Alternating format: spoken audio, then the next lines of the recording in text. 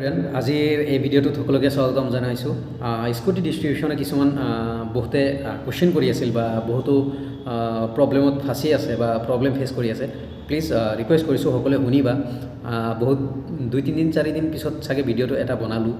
তো যিসকলে first of all মই এটা ৰিকুৱেষ্ট কৰিম, যিসকলে স্কুটিৰ কাৰণে চাৰ্টিফিকেট পাইছা, অলৰেডি চাৰ্টিফিকেট পাইছা, তোমালোকে কমেণ্টত জনাবা তোমালোকে ক'ৰ পৰা চাৰ্টিফিকেট পাইছা, তোমাৰ কলেজৰ নাম, কোন কলেজৰ পৰা পাইছা আৰু কোন ডিষ্ট্ৰিক্ট হয় সেইটো কমেণ্ট কৰিবা, যাতে বেলেগৰ হেল্প হয়, বেলেগেও যাতে জানিব পাৰে যে তোমালোকৰ ডিষ্ট্ৰিক্টত ক'ত দি আছে বা কোনখন কলেজৰ পৰা চাৰ্টিফিকেটসমূহ দি আছে। অ'কে, মই আজি ফৰ্মেলি প্ৰব্লেমবোৰ ডিছকাছ কৰিম। কেইটামান প্ৰব্লেম মানে মই এভৰি কমেণ্ট মানে কিছুমান কমেণ্ট এভৰি ডে মানে 2-এটা সেনেকুৱা কমেণ্ট মই চাই থাকোঁ।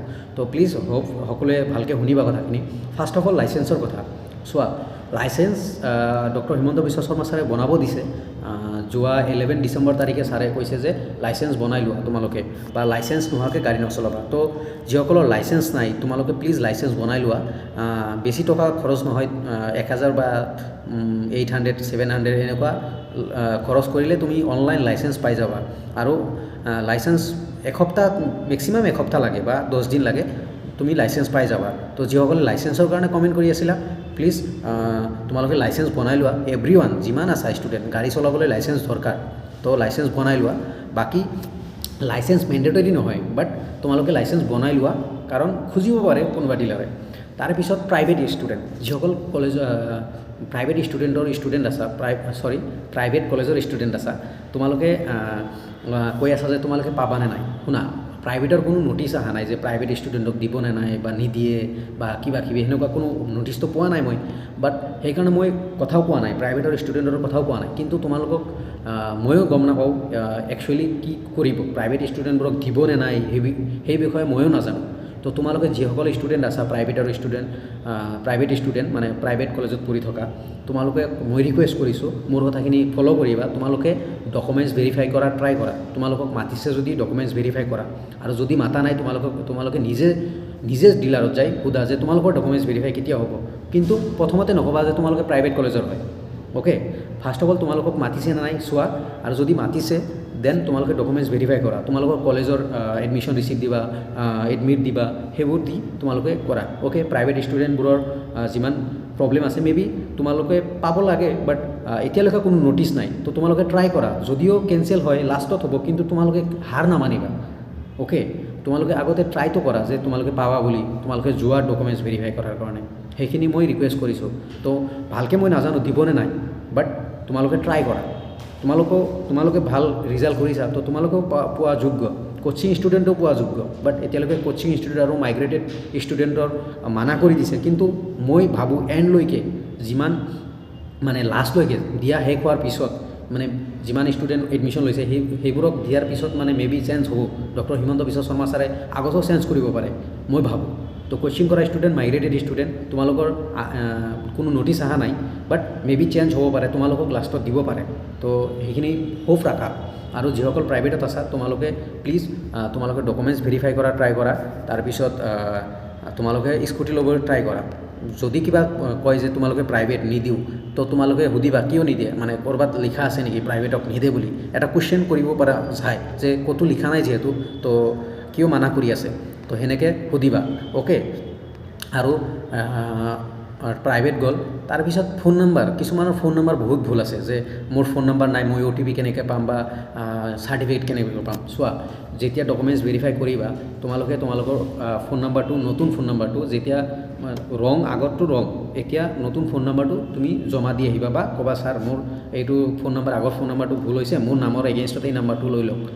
আৰু তোমালোকক এই চাৰ্টিফিকেটসমূহ কেনেকৈ দিয়ে, একেলগে এভৰিৱানক চাৰ্টিফিকেট দিয়া পচিবল নহয়, বা একেলগে স্কুটি দিয়া পচিবল নহয়। তো তোমালোকক প্ৰথমত ডকুমেণ্টছ ভেৰিফাই কৰিব, ডিলাৰত কৰিব বা কলেজ এখনত ডকুমেণ্টছ ভেৰিফাই কৰিব, তোমালোকক চাৰ্টিফিকেট দিব। তাৰপিছত তোমালোকক ফোন কৰি ক'ব যে তোমালোকক OTP দিছোঁ, OTP দিয়া ডিলাৰৰ, কাৰণ RCৰ কাৰণে। অ'কে, RCৰ কাৰণে, আৰু RCৰ কাৰণে কোনো টকা পইচা নালাগে। তোমালোকে OTP শ্বেয়াৰ কৰা, তাৰপিছত OTP শ্বেয়াৰ কৰিবা, তোমাৰ RCখন বনি যাব। তোমালোকে সেই চাৰ্টিফিকেট আনিছিলে আজি কোনোবাখন কলেজৰ পৰা, সেই চাৰ্টিফিকেট লৈ যাই তোমাক নেক্সট এটা দিনত মাতিব যে তোমালোকে চাৰ্টিফিকেট লৈ আহা, তোমালোকক স্কুটি এদিনা দিয়া হ'ব। তো তোমালোকে চাৰ্টিফিকেট লৈ যাবা, তাৰপিছত তোমালোকক স্কুটি দিব। কিন্তু ইয়াতে আৰু এটা কুৱেশ্যন যে ইঞ্চুৰেঞ্চৰ পইচা লাগে নেকি? ইঞ্চুৰেঞ্চৰ পইচা নালাগে, বাট কিছুমান পাৰ্টছৰ কাৰণে পইচা লাগে। এইটো মই আগৰ পৰা চাই আহিছোঁ আৰু এইটো নৰ্মেল কথা। কিছুমান স্কুটিৰ পাৰ্টছ লগোৱা নাথাকে, যেনেকৈ ছিট কভাৰ বা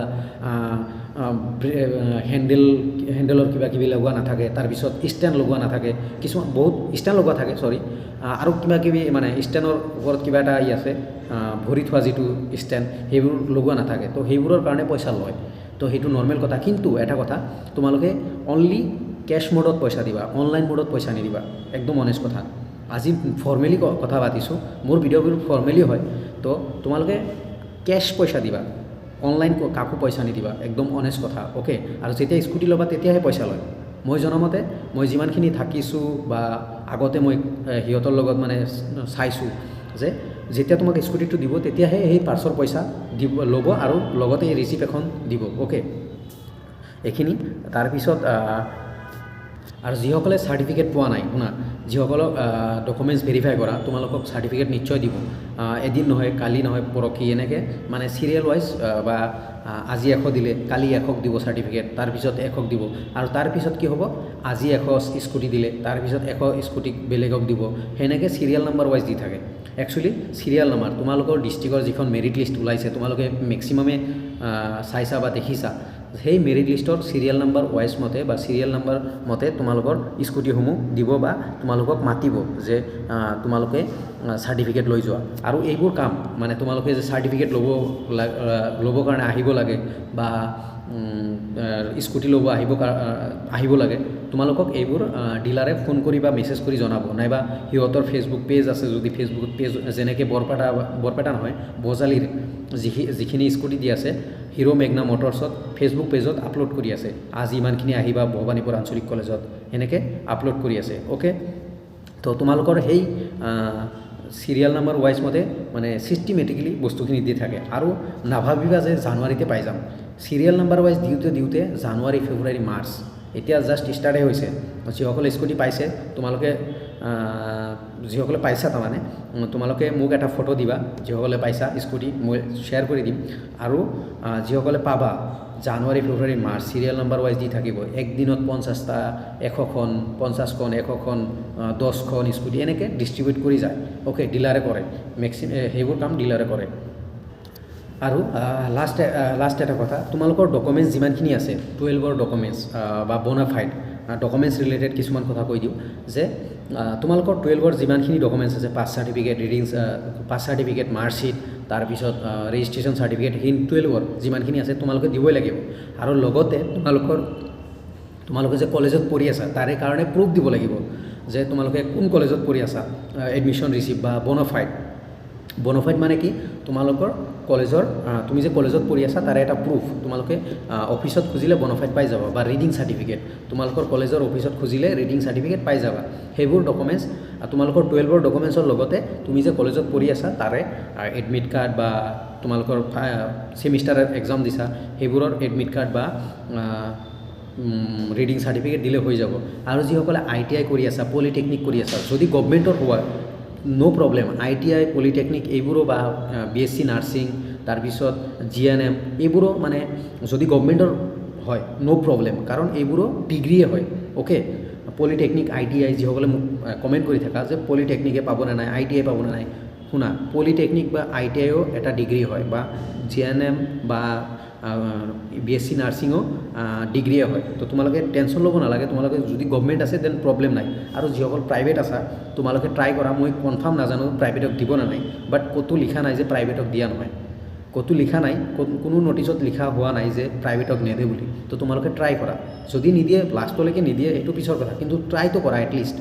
তো আজি ইমানখিনি ফৰ্মেল টক কৰিলোঁ, মেবি এগেইন কেতিয়াবা ভিডিঅ' এটা বনাম। আৰু লাইভ আহি থাকোঁ মাজে মাজে, আহিবা তোমালোকে লাইভত, তেতিয়াও কমেণ্টবোৰ লৈ মানে ৰিপ্লাই দিবলৈ ট্ৰাই কৰোঁ। তো থেংক ইউ এভৰিৱান, ভিডিঅ'টো ভাল লাগিলে লাইক, কমেণ্ট, শ্বেয়াৰ কৰি দিবা। Thank U.